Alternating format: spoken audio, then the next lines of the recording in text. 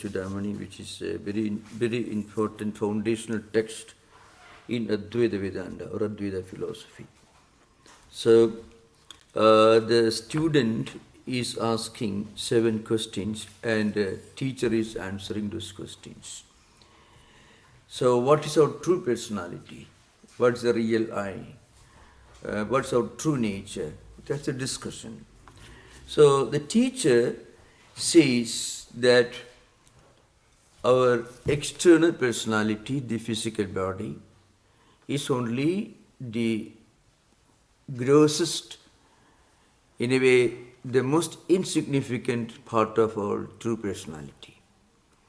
This body and all the organs associated with this body, they constitute the grossest, in a way, the outer shell of the true personality. And there is a higher personality, which is subtle personality. It's called Linga Shariram, Sukshma Shariram, etc. These Sanskrit terms, Sthula means gross. This, our hand, feet and heads, eyes, all these constitute the gross, the outer shell of the human personality. Then there is an inner, higher, subtle personality. It is constituted by all the emotions and feelings, thoughts and actions, tendencies, impressions, what prompts us to do certain things in a certain manner. And since Vedanta believes in the law of karma, reincarnation, all our previous actions are reduced to a solid residual form, become tendencies called samskaras. So when we are born, we are not born with the previous body, but we are born with our previous inner personality or sukshma sarira. That's why people are born with certain characteristics, certain well-defined and well-distinct characteristics. If the external body is the only thing, then maybe 8 billion people will behave in a very identical manner without any distinction difference. But that's not what we find. Every single individual is different from every other individual in terms of not the physical body, but in terms of how the individual behaves, what his thoughts are, how he responds to situations. You can see in the same family, let's say twin children, or maybe there are cases where 3 children are born together. Physically, quite not only similar, almost identical, without any change, going to the same school, brought up by the same parents, eating the same food, and exposed to the same set of circumstances in their homes, but still totally different. Why? Vedanta will tell you, in the previous life, they were not children of the same parents, or those parents were not their parents. So, from their previous life, they have brought into new life a set of tendencies and impressions. And these impressions are the residual effect of what they did in their previous life. They may have listened to certain things, listening is over in that life, and the years with which you listened in the previous life, you don't bring along with you when you're born again. But the tendencies and impressions and characteristics that you formed by listening to those ideas in the previous life are carried forward to this life. So not the physical aspect of it, but the inner, the subtle aspect of it. Because we have to remember, even in modern psychology will tell you whatever we do will have an effect on us. When we do things unconsciously, when we remember what we did unconsciously, immediately that action will have an effect on our mind. People may do mechanically without being aware of it. Then the effect will be very little. But when you do consciously, then the memory is stronger, and memory becomes converted into samskaras, a Sanskrit word, frequently used in many modern books on mainstream psychology and psychiatry even. So Vedanta tells you this subtle personality called Sukshma Sharira or Linga Sharira, it continues to migrate from one body to another body, one life to another life. To give an example, in modern times, suppose you walk through the streets and you find you are chased by a dog, let's say, mad dog. Now, that registers a strong impression in the mental system. You may remember, sometimes people can suffer from phobia because of this, obsessive phobias. But when you are walking every day and in the streets you see many dogs, you see stones and pebbles and leaves and the grass, everything you may see if you're walking in the countryside. We don't remember those things.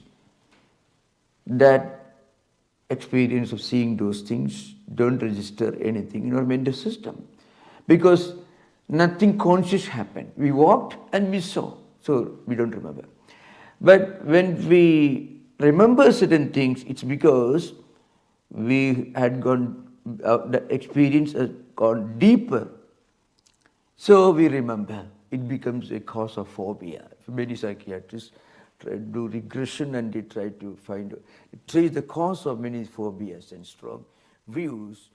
And they can dismantle that problem when they take the patient back to those childhood days, and then the problem is almost solved. Now, I have read this, I'm dealing with this important verse in this verse, the Sukshma Sharira, which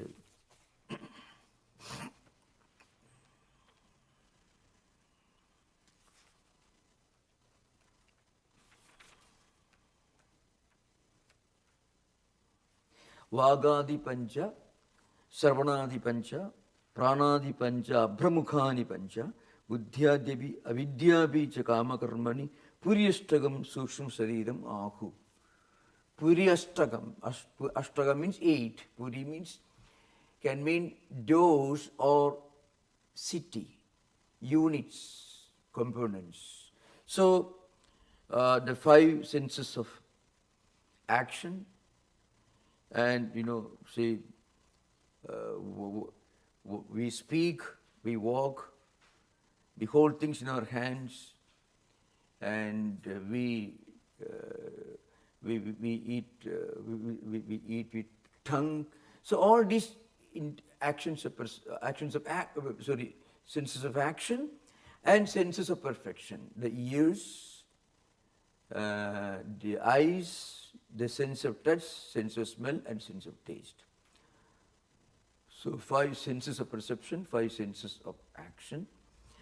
And then our vital forces, they are all very important because how we feel, how we respond depends upon the condition of the vital airs, vital forces in our body system. When we become disturbed, we start gasping faster, become angry.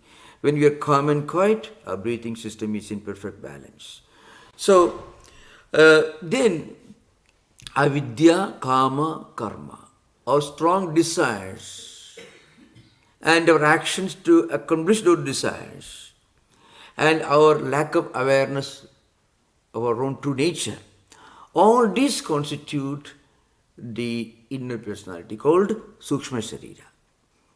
So, one may ask this question: if your previous life and all actions, all experiences in previous life have a role in forming your inner personality, not the physical body, but what we actually are, minus the body, what we think, what our emotions are, what our attitude is, all these are part of the inner personality. Now, one may ask this question. In previous life, we have listened to many ideas. We have read, maybe you have made a lot of meditation in previous life. But in this life, you have absolutely no interest in spiritual matters. Or at least for many years, the early years. Later you may develop. So, and if you compare this with experiences in this life, you can see a great difference. What you have seen, what you experienced when you were 5-year-old, you may still remember. When you remember, the visual memory, the visual image also will come to the mind. And also if you listen to a song, if you're a music student or teacher, what you learned 20 years ago, you still hear. Not with these ears, with the mind. So with the mind we hear, that's why we are able to memorize things. You may have learned music, poetical classic some years ago, we are able to remember. And you can recite it today because you remember. When you remember, you don't recite with your vocal cords, but you recite with your mind.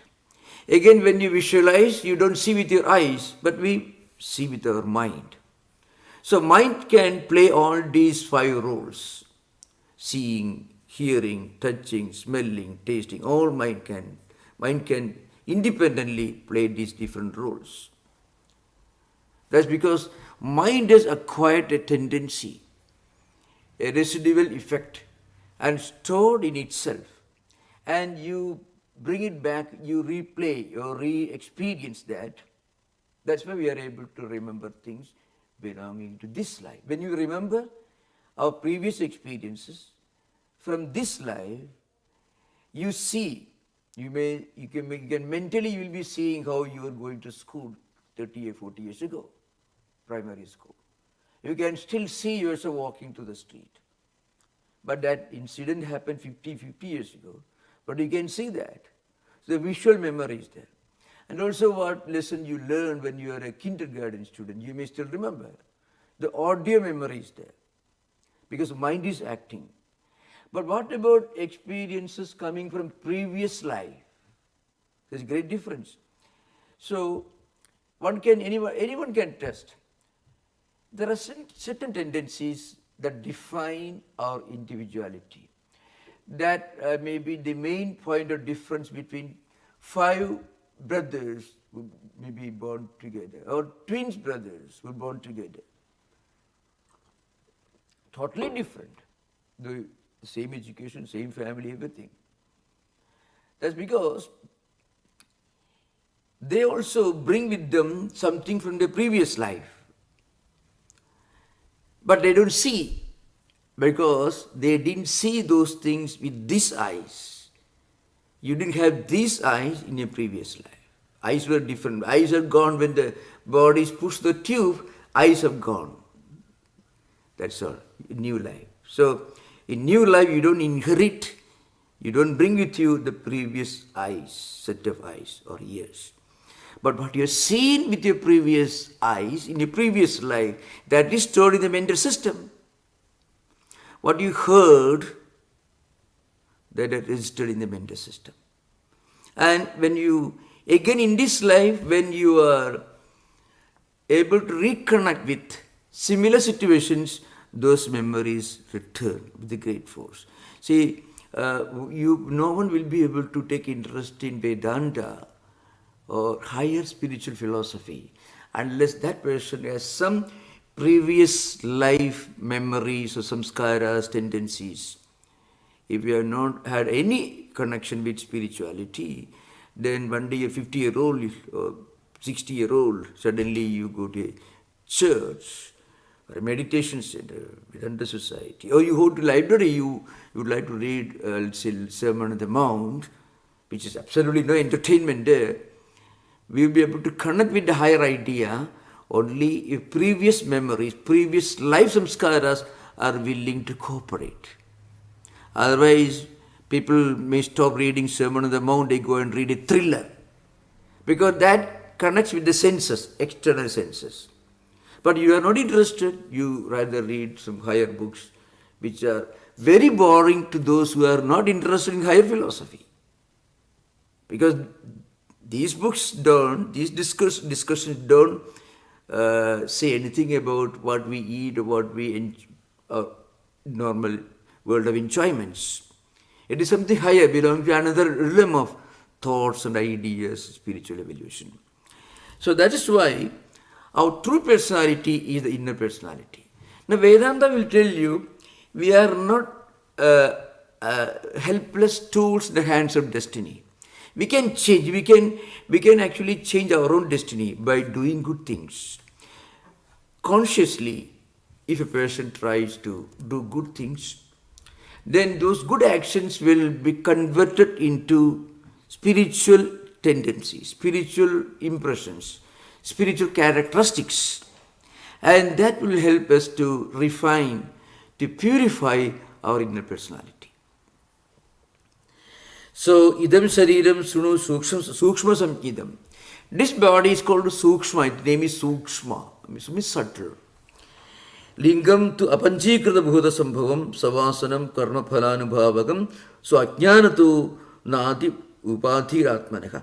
Now this sukshma sharira is only upadhi, means it's only a tool in the hands of a higher power. And the higher power is Atman. That says. So if we can think of ourselves other than the physical body, then we will be able to do a lot of great things. See, if you have a slight cut on the nails of the finger, if you think we are only just a physical body, the physical body is harmed, it is injured. It's a terrible disaster. Even tiny little injury can have a devastating effect on people who are living at the level of world or worldly enjoyments, at the physical level. But we have seen, we can hear, we can read about great scientists, musicians, artists, writers who had terrible physical conditions. So the great Stephen Hawking, nothing great in terms, you don't want to exchange his body with yours. Though you may like to exchange his reputation, his subtle personality is wonderful because this man was a genius. Suppose he had defined himself as a physical body, he will be practically nothing. But he could do great things because he identified himself with something higher than the physical body. That is not that he was a spiritual person. I don't mean to say he's a spiritual teacher like Buddha or anyone like. No, that's not what I'm talking about. But even at ordinary level, if we can think of ourselves as something higher than the body, we can do great things. We can look at the bodily problems from a higher perspective. So Vedanta tells you, even this subtle body is only an instrument, is a vehicle, is a tool in the hands of a higher personality, that's Atman. And this Atman is beyond everything. When our mind is disturbed, subtle personality is affected, but Atman is not affected. When we are unhappy, the inner personality, subtle body will be affected because happiness, unhappiness, thoughts, emotions, feelings, impressions, memories, all these constitute the structure of the inner personality. So, when we can define ourselves as something that transcends the physical and the subtle, then we can think of as something as beyond all this, the transcendental reality. Basically, Buddhism is called the Tathagata Garbha. That is a term used to mean the potential for everyone to become a Buddha one day if he tries. That's the idea. And also in others, in Hindu philosophy, it's called Atman Brahman. That means there is a divine spark within all of us. That divine spark is the real personality, Atman. Below that, the subtle personality. So, this discussion continues. Then there is a discussion about 3 states of awareness, which is very important to understand the true nature of this subtle personality. Swapno bhavadi asi vibhakti avastha sumatra sheshena vibhadiyatra swapne tu buddhi swayameva jagrat karena nanavidha vasana divihi kartradi bhavam pratibadya rajade yatra swayam jyotirayam paratma. So, we already discussed these 3 levels of awareness. That is waking, dream, and deep sleep. In waking state, we identify ourselves mostly with the physical body because we are walking, and at that time we identify ourselves. This body that is walking. When we eat food, we identify ourselves as somebody who is eating food and understanding the taste. But in dream, you may continue experiencing walking through the streets of San Francisco. In a different way, of course. Mentally we are walking, not with the feet. When you are walking with the feet, it may take a long time, but when you are walking with your mind, it is split second. Because when mind thinks, immediately the action is done.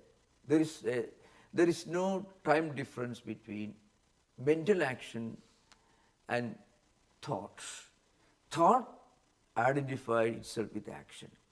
In waking state, you have to fly for 6 hours to New York. But in dream, it's a matter of split second. Because the traveling itself is a mental action. But at the same time, there's a difference is the Kala Bheda, Desha Bheda, Sushma, Sthula Bheda. In Sanskrit terminology is a clear definition.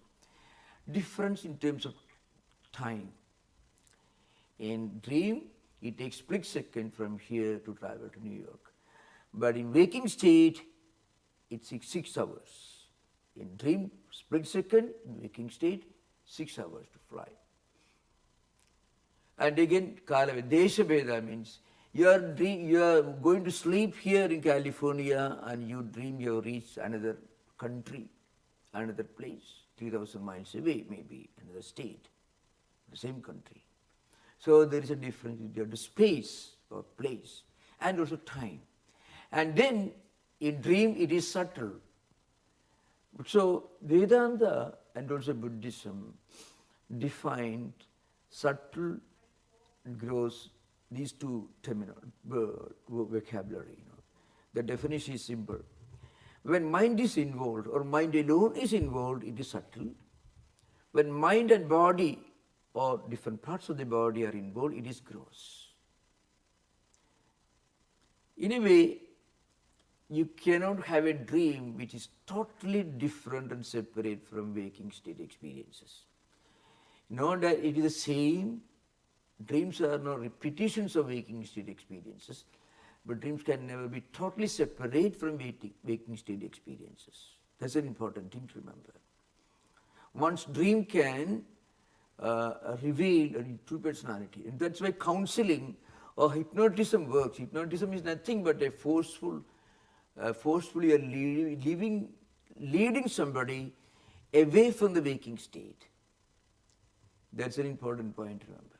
So you are actually trying to take the person, force the person to walk down the track of his own memories. Otherwise, counseling or hypnotism will have no practical use. You are trying to bring out from the inner level, so that it can be helpful to solve the problems at the outer external level. So that's why dreams can never be totally identical with waking state experiences. Dreams can never be totally different from waking state experiences. We have prepared the background for dreams through our actions in waking state. The third state is called Sushupti. So Jagrat, waking, Swapna, dream, and Sushupti is deep sleep or dreamless sleep. In dreamless sleep or deep sleep, we are able to enjoy complete restfulness. That's because we totally reject all objective experiences. We are experiencing, but we are not aware of our experience in dreams, in deep sleep. Not that in deep sleep things don't exist, but you are not aware of their existence. So at that time we get complete sleep. That's why in Vedanta we tell you an individual human being can have total peace, absolute peacefulness, total restfulness only in samadhi. But in samadhi you consciously reject duality. In Sushupti, duality exists, but the awareness of duality doesn't exist. Our ability or tools to experience duality are benumbed. They become non-functional. But that's not enough.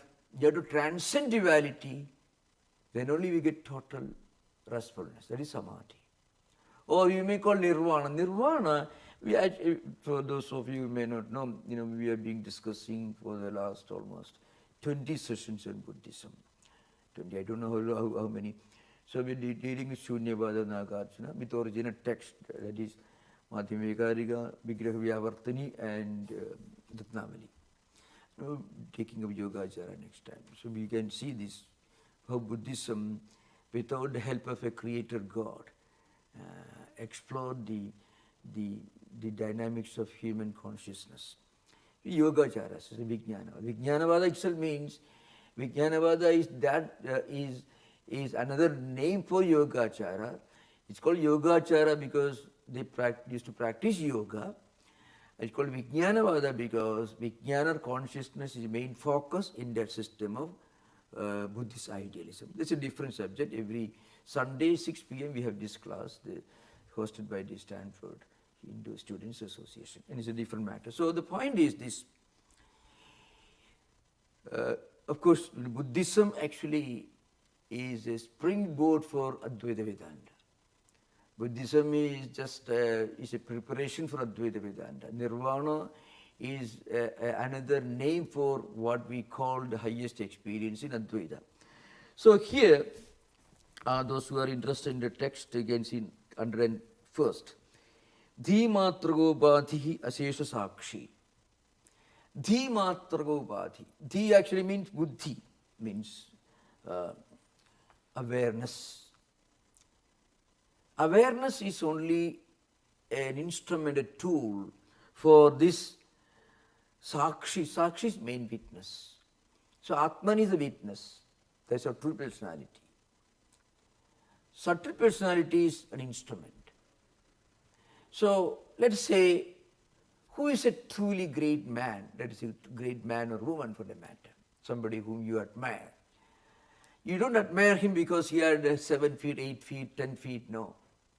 Maybe he must have been much smaller than many of the normal human beings. There are people who are being only just 5 feet, who are very remarkable.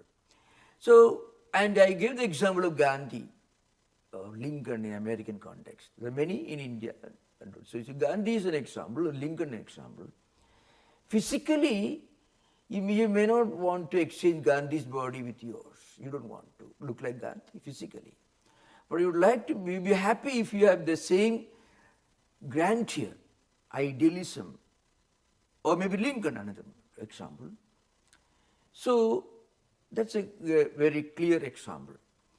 You remember a person for the great things he did, for the great values he practiced, for the great idealism that he represented, what he dedicated his life for. And that's what you remember him for, and not for how many pounds he weighed or how tall he was. That's gone with the tube. But you still remember great men and great women, and you are remembering their subtle personality. And it's because their subtle personality was an instrument for the manifestation of Atman.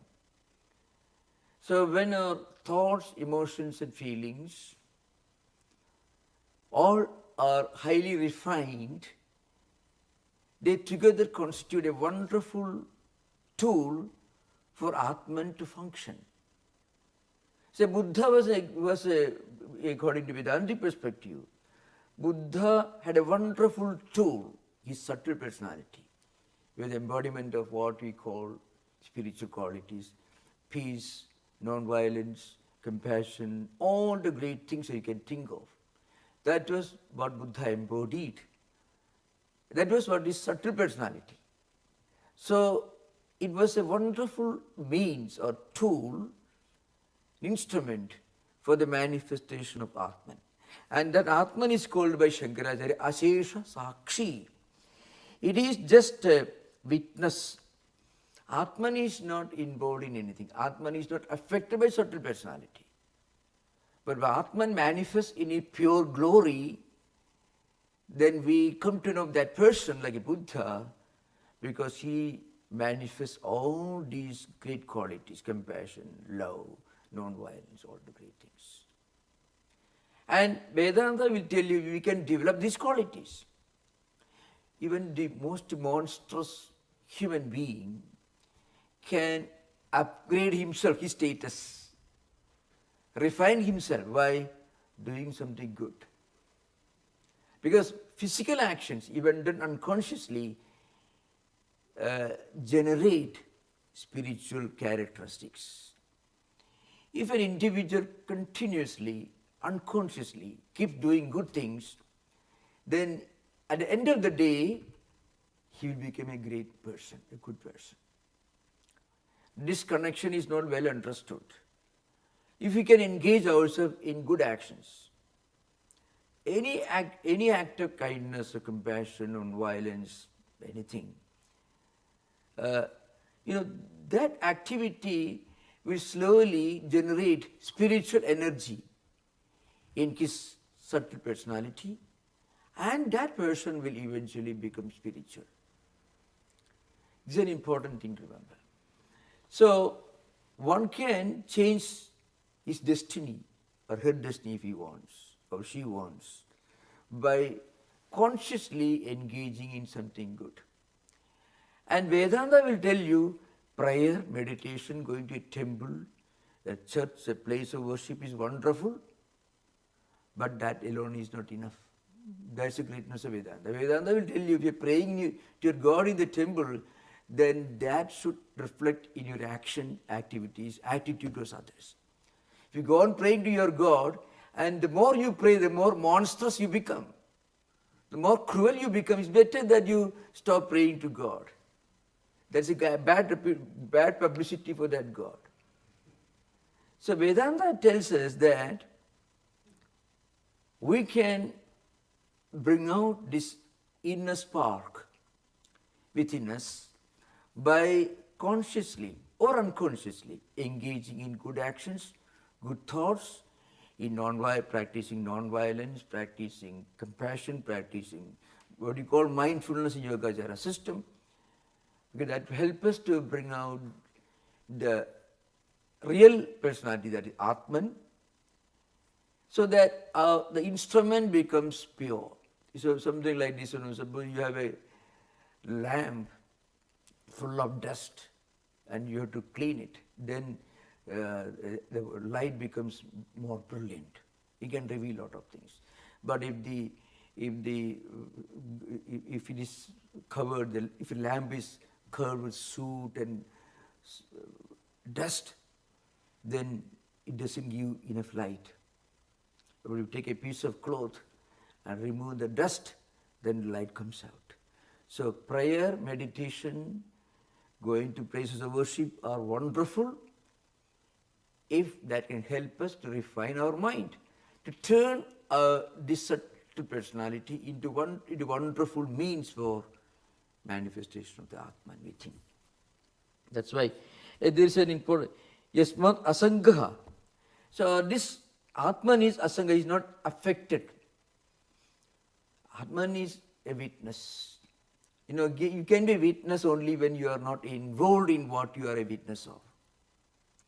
So if you are to be called a witness, you should be aware of what you are what you are claiming to be a witness of.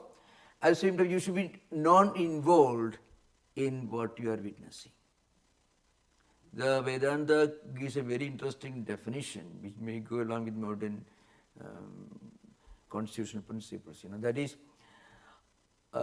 Audasinitvat Sakshitvam. You should be uninvolved. Bodhritvat Sakshitvam. Bodhritva means you should be aware of it, but you should be detached, non-attached. So Atman is totally non-attached, but Atman is pure awareness. That's why Yasmat Asangastada eva karmabhihi. So Atman is not affected by any of the karmas, actions or anything. Atman remains totally detached. This Atman is our true identity. Now this is something that we cannot experience just by believing in. It requires a lot of process. Now this realization of our true inner spiritual personality, that we are Atman, it is called attaining Nirvana in Buddhism. It is called God realization or Atman, realization of Atman in Vedanta. That is, the gross personality is there. It's only an instrument for subtle personality. Subtle personality is again an instrument for the real spiritual personality. So, what is an instrument is gross, and what is making use of that as an instrument is subtle. So, subtle personality making use of this physical body. You can imagine our tendencies, impressions, likes and dislikes, our qualities, characteristics. They are expressed only through our actions, thoughts and words and feelings. The body is an instrument for the expression of our emotions and feelings, qualities or absence of them. And at a higher level, even these emotions and feelings which constitute the subtle personality is an instrument in the hands of the higher spiritual personality, which remains totally unaffected. So Vedanta gives a number of examples. For example, one example is the sun is not affected by the dark clouds. You don't see the sun, but sun is still there. We don't see the sun because dark clouds appear to, actually dark clouds are not covering them. They appear, so the sun appears to be hidden. Sun is always there. Light, it reveals everything. Air, the same air may connect with, maybe blowing, the same breeze may be blowing in a rose garden.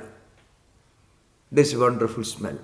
The same air is blowing through, let's say, places which are full of dust, dirt and filth. It brings bad smell. But same air. But air itself remains the same, unaffected. Sunlight is not affected by what it reveals. It remains a witness. Witness means non-affected or unaffected, but still pervading everywhere.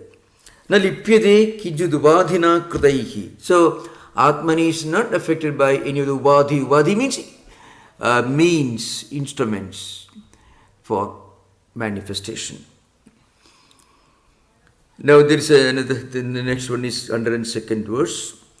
Sarva vyapya adhikaranam lingamidam sya chidatmanah pumsa vasyad takshana sthenaiva atma bhavati asangoyam. So ayam asangha bhavat, ayam asangha bhavati. This Atman is asanga, is always remaining unaffected. The subtle body, linga sharira, lingamidam sya chidatmana pumsa. So all that we can do is to make this instrument a beautiful, pure one. That means our thoughts, emotions, feelings, ideas should be pure. Then God will manifest through our emotions and feelings. Put in the language of maybe monotheistic religious tradition will say, we can become a good instrument in the hands of God when we convert our linga sharira, sukshma sharira into a beautiful, magnificent tool. By purifying our actions, thoughts, emotions and feelings, this instrument of God should be purified. And when it is purified, then it becomes an instrument of God. God doesn't like a dirty instrument. He wants something pure. So he doesn't want to wash his hands. So if we can through our actions, feelings, practice of compassion, non-violence, truthfulness, all these qualities. If we can keep our mind, our mental system pure, well refined, then we become a wonderful instrument in the hands of God.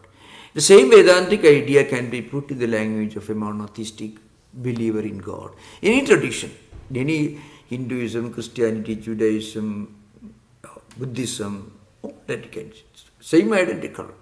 A true devotee of God should be a good human being. That's an important thing. Because a true devotee of God, his mind is a good, pure one. So God makes use of it.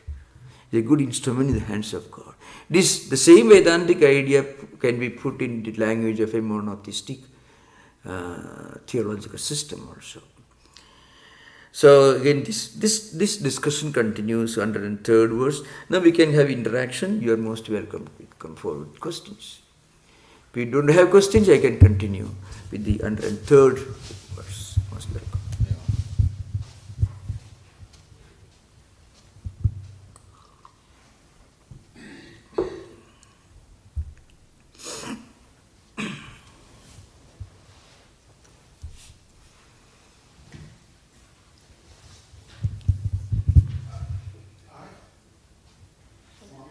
Yeah, please continue. Please. Can I ask a question? Yeah, please. Most I don't want to interrupt. Maybe everyone wants to hear the... Yeah, please continue. Please, yeah. Please, most welcome. Okay. This is just my idea. Stupid, just tell me. Yeah. You know, you listen to the Buddhists and you listen to the Vedantins, Yeah. and they're defining of the highest reality. Yeah. You know, Vedantin said it's Brahman, right? Brahman, yeah.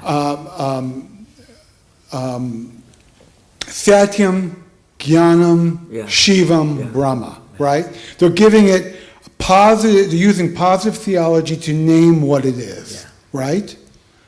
It's, you know, the Buddhists use negative theology Yeah. to name the highest reality. Yeah. You know, they call it sunyata or nirvana, or blown out. Yeah. Well, it seems to me that they're just using different languages for the same thing. And it seems to work. That's absolutely true. You know, for the last almost, we have been discussing the Shunyavada, I mean the school of Nagarjuna, for the last almost 7 or 8 sessions in Buddhism, maybe more. There we are discussing elaborately there are many books by Nagarjuna, but the most important foundational works are Moolam Madhyama Shastram, Madhyamika Karya, Vigraha Vyavartani, which is more of a dialectical work, and Ratnavali is more didactic work, more instructional work. So, I was quoting from the original works of Nagarjuna with the commentary of Chandrakirti, Prasannapada. So when you go to Nagarjuna's original works, by Shunyata, he did not mean what we understand in English, nothingness. That is absolutely a wrong translation. So the problem is, Shunya in Nagarjuna's vocabulary means something totally different from the English word emptiness or nothingness. Or if you want to use these two words to explain Shunyata, then what it means is absence of inherent reality, inherent nature, or permanence. Everything in this world is pratitya samutpada, dependent origination, conditioned by something. By itself, nothing is eternally, permanently real. It coming and going. So it is called loka sambuddhi or empirical reality or common sense reality. So Nagarjuna did not mean by the word Shunya anything that we understand by the English word. It's a semantic problem. Shunya.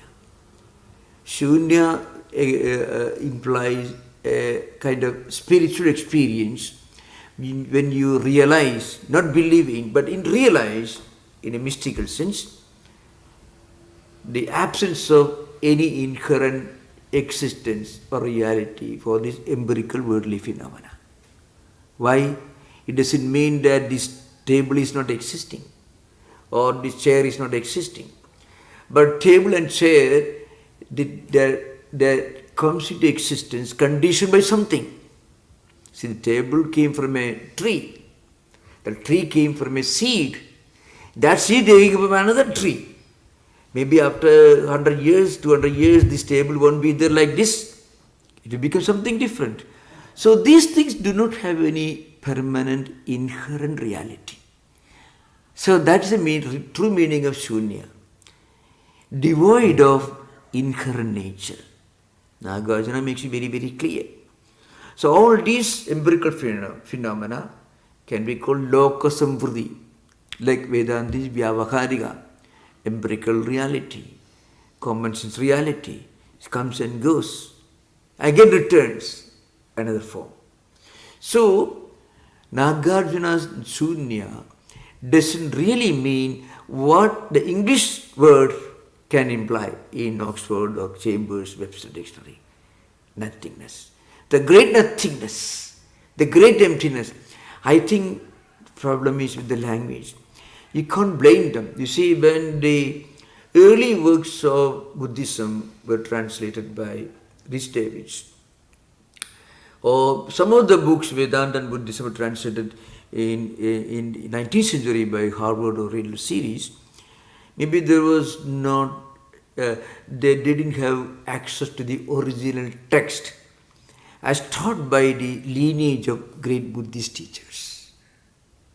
That's a problem. So the word Shunya does not mean emptiness as understood in English language or nothingness. No, that's a problem. And I was emphasizing this point not just verbiage, by quoting from Nagarjuna's own works, the foundational text of Indian philosophy. Texts written by Nagarjuna and commented by Chandrakirti called Prasannapada is a commentary, and Nagarjuna's own dialectical work called Vigraha Vyavartini, Dispeller of All Thoughts, and Ratnavali.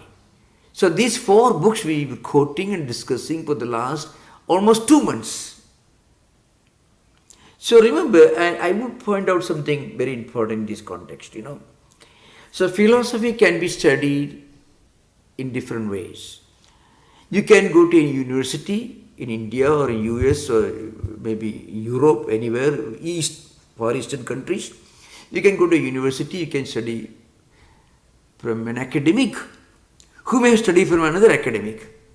This is one stream, one lineage, absolutely wonderful. I have great admiration for that. But there is another lineage. The lineage comes through teachers who spend and live for studying this, teaching this, practicing this. So they can talk from a different perspective, different level. That is called parampara. Vedanta, Buddhism, everywhere.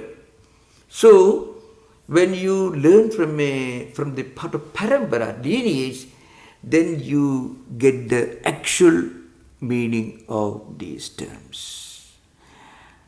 To give an example, Buddha walked from Lumpini 1300 miles or longer, came to Bodh Gaya, sat under the tree and took a strong resolve. Ihasane sushyudame shariram dugastimam samchavilayam chayathu aprapisiddhim bhujanma durlabham naivasanat kayamatas chalishide. In the Buddhist in the traditional biography, it stated, I am sitting under this tree, I won't get up on the seat till I have realized the supreme truth, which is possible only after struggling hard for several life cycles. So you can find Buddha's rebirth stories, Jataka tales, 543 life cycles Buddha experienced. Now, and then Buddha became enlightened. You can see Buddha's picture. So much of calmness, so much of, he is not in a hurry to reform the world. He's so calm and quiet and composed. He wants to teach everyone, but he's not catching you by the throat. You listen to me, you accept what I say. your God is wrong, my God is correct. He doesn't say that. He simply sits there calm and quiet. He walked the way his distance to Varanasi, go to Saranath and taught the Hindu sages and his first converts. Do you think that Buddha realized the emptiness? No. It was a positive spiritual experience that Buddha had. He called nirvana. It is not emptiness as understood in the English language, remember. That's again I want to mention that point. Buddha, you can see so much of calmness and quietude and tranquility in Buddha's face after realizing what you call in English emptiness. No. It was a transcendental spiritual experience. With Nagarjuna called Shunya. Nagarjuna himself says, Shunya cannot be called Shunya. He says. But even if you define it as Shunya, it is no more Shunya. Nagarjuna says, you don't call Shunya Shunya. And then I tell you, Chaduskodi, it could be the tetralema. 4 possible prepositions are denied. It is neither Shunya nor non-Shunya, or the combination of both, or the absence of both. This philosophy is identical with Gaudabada's Mandukikari and also Nagarjuna's own Madhyamikari. It's called, Nagarjuna did not want to prove anything because he had nothing to prove.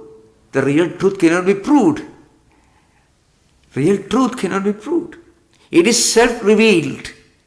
What needs to be revealed may not be the absolute reality. Something that needs to be revealed, something that needs to be defined, that is not absolute. The absolute reality stays self-revealed. That is Shunya. That is Nagarjuna says, don't call Shunya Shunya. Shunya is not Shunya. Shunya is not non-Shunya. Neither Shunya nor Ashunya. Neither the absence of both or the combination of both, synthesis of both. It is something inexplicable, that mystical spiritual experience. Experience can never be defined. Experience can only be experienced. If you try to define experience, your definition falls short of what you are talking about, really. But you have to use a language. So, historically speaking, the semantics played chaos. The early translations, one of the greatest names who was responsible for bringing out Buddhist wisdom, Buddhist philosophy to Western Buddhists, Rhys Davids. Great work. But always this problem of language is there.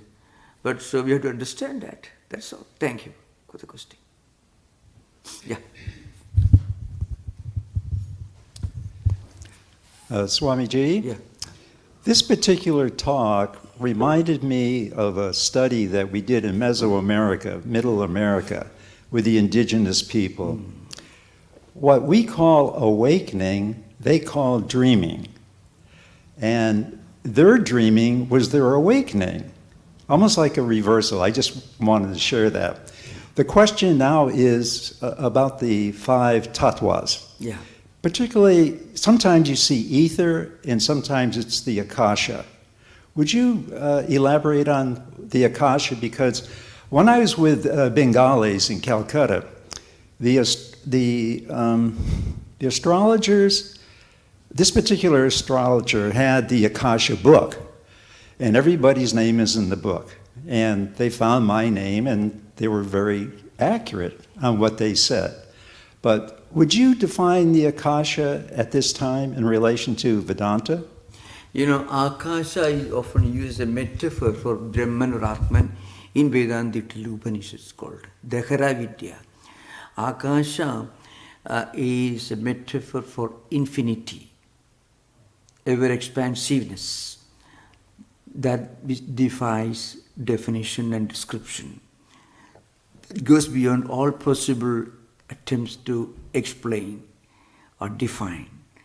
So, in Vedantic texts like Upanishads, you find Akasha is used as a metaphor to focus on the infinity or the ever-expansiveness, all-accommodating characteristic of Atman, which is omnipresent, present everywhere, which is all-pervading, which is immanent, transcendental. So, in fact, just now my friend asked this question about Shunya.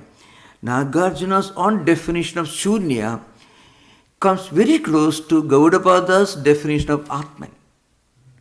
Advaitins, Nagarjuna also uses the word Advaitam, Ekam, all that he uses. So that's why I think they should have a revolution in semantics to overturn the well-established misconceptions of Buddhist philosophy. For example, Shunya is nothingness. See, what a terrible misunderstanding can lead to if you translate Buddha's experience as nothingness. If you experience nothingness, there will be no peace and happiness and tranquility on your face. If you experience the all-pervading reality, kind of mind, transcendental, spiritual, mystical experience, then only you can have a face like Buddha. Okay, thank you for that. Yeah, please, here is here. Please. Namaste Maharaj. Yeah. So my understanding is that experience is constituted of two components, awareness and object. And so Awareness and aware. Object. Yeah. So Yeah. it's pretty clear to me whenever I have an experience of hunger or I'm angry or I'm sad, Yeah. it's pretty clear to me that awareness is implicitly Yeah. revealed Yeah. because Yeah. there is some component of Yeah. my thought that I am aware of. So I shall answer that question. When you talk about awareness, and when you define it as awareness of something, some object, that is okay for the empirical experiences. In the higher transcendental experience, it is awareness minus object. So the object merges with the subject. So there is nothing that is you're aware of because your awareness itself. When your awareness itself, there is no distinction between the one who is aware of something and the object that is aware of. Subject-object distinction disappears. That kind of experience is called in Vedanta Atmanubhuti, experience of Atman, or in Buddhism what Nagarjuna calls Shunya. Really, Nagarjuna's system is not exactly a kind of idealism, but it is certainly not realism. Yogacara system is more of an idealistic system, emphasizing this consciousness aspect. But when you are talking about the higher mystical, indescribable experience of nirvana, Nagarjuna's system comes very close, because his one important method that he employed in his dialectical works is called prasanga, means it's called reductio ad absurdum. Nagarjuna in his dialectical works deals with many non-shunya, many opponents' views, but he says, I don't have anything to prove, but my only responsibility is to bring out the inconsistencies of non-shunya systems, other systems of philosophy, realists, Sautarandhya, Vaibhashika, etc. Anyway, that's a different matter. So Nagarjuna says, what he has to prove doesn't need a proof. It can be proven, it's a fact. Remember, you don't have to prove that you have 5 fingers on your hand. It's a self-revealed. I'm giving no example from empirical world can be exactly accurate. Every attempt to bring out a metaphor from empirical experience is only an approximation, not an equivalent. Still, there's a basic principle in logic and rhetoric. So the point is, Nagarjuna says that Shunya is something that's self-revealed. It's a kind of inner experience. And that experience comes to you when you realize the absence of inherent nature or anything in this empirical world. and then you reach an experience, then you connect with something which cannot really explain. That is awareness minus an object. Objectless awareness. It's called prajna in Prakashana Jnayadidi prajna in Vedanta.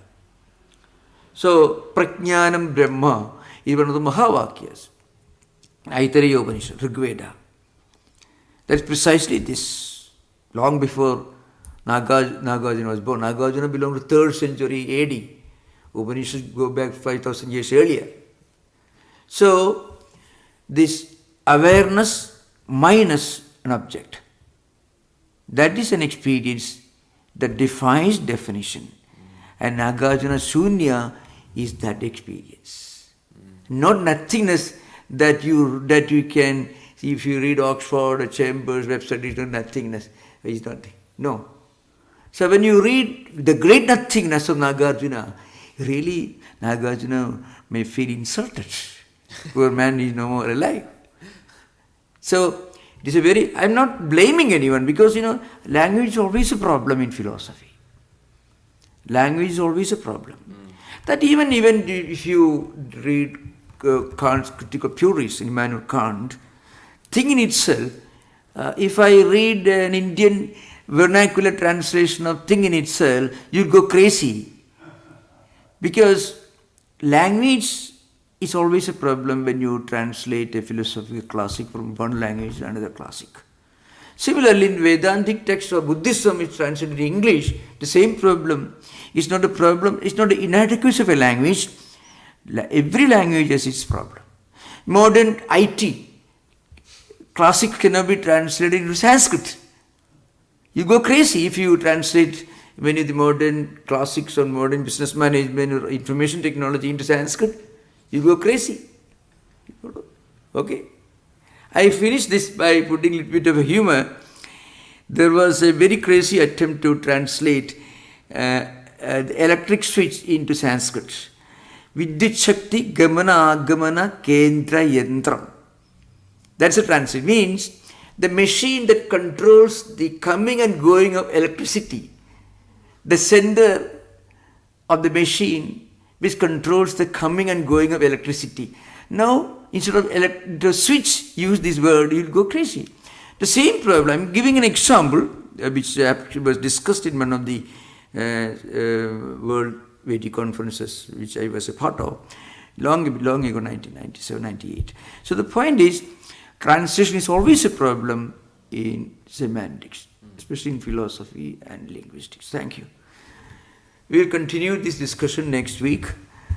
Om Shanti Shanti Shanti Harihi Om Tat Sat Sri Ramakrishna Arpanamastu.